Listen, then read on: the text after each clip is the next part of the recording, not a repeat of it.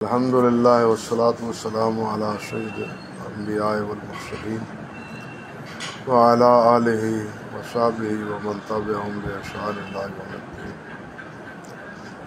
معلوم ہوا ہے کہ کچھ حضرات حضرت مولانا علامہ ابتسام الہی ظہیر حافظہ اللہ وزادہ اللہ علما و عملا و شرفا، ان کے بارے میں یہ ہرزہ سرائی اور یہ الزام تراشی کر رہے ہیں میڈیا پر، جو میڈیا کے سراسر جھوٹ کا پلندہ ہے کہ یہ انہوں نے نبی علیہ السلام کی گستاخی کی۔ تو اللہ کے بندو، یہ تو پورا گھرانہ وہ ہے جو اللہ کے رسول صلی اللہ علیہ وسلم کے مد مقابل نہ کسی ذات کو نہ کسی کی بات کو قبول کرنے کے لیے آمادہ ہے۔ جو لوگ نبی علیہ السلام کی ذات سے بھی اور آپ کے فرمان کے مقابلے میں اپنے مرشدوں اور اپنے اماموں کے اقوال کو تقدم دیتے ہیں، آگے کرتے ہیں، وہ اگر یہ الزام لگائیں تو پھر سوائے انا للہ و انا الیہ راجعون کہ کیا کہا جا سکتا ہے۔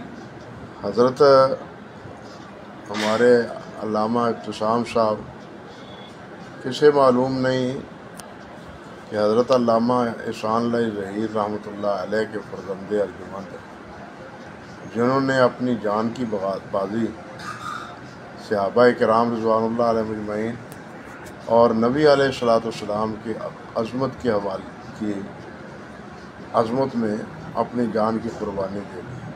پورا ملک اس بات کا گواہ ہے، بلکہ پورا عالم اسلام اس بات کا گواہ ہے۔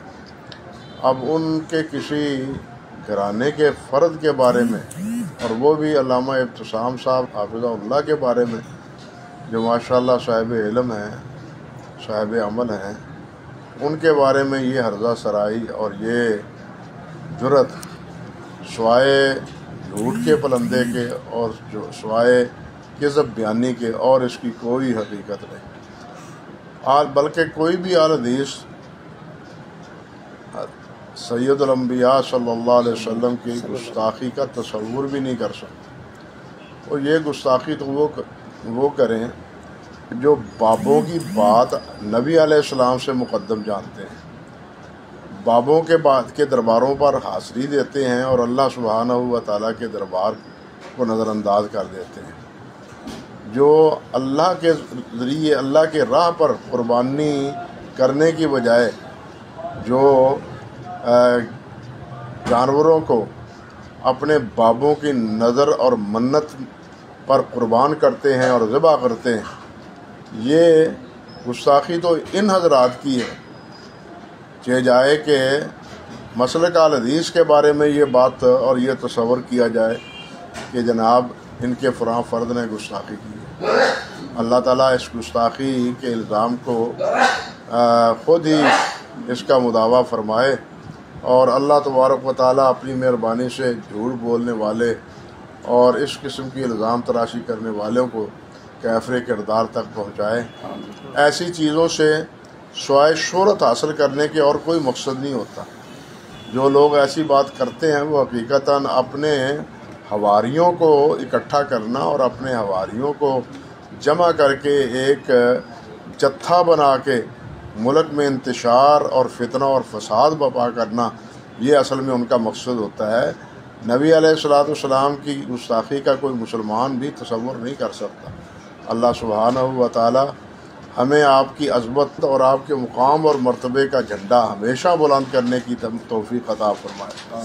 آپ سمجھیں، عجیب بات ہے، بات لمبی ہو جاتی ہے کہ جو حضرات یہ کہتے ہیں، لکھتے ہیں کہ مغرب، مشرق، شمال، جنوب سارے مسلمان جو ہیں وہ حنفی ہو جائیں، وہ بھی کہتے ہیں کہ نبی علیہ السلام کی اہل حدیث گستاخی کرتے ہیں۔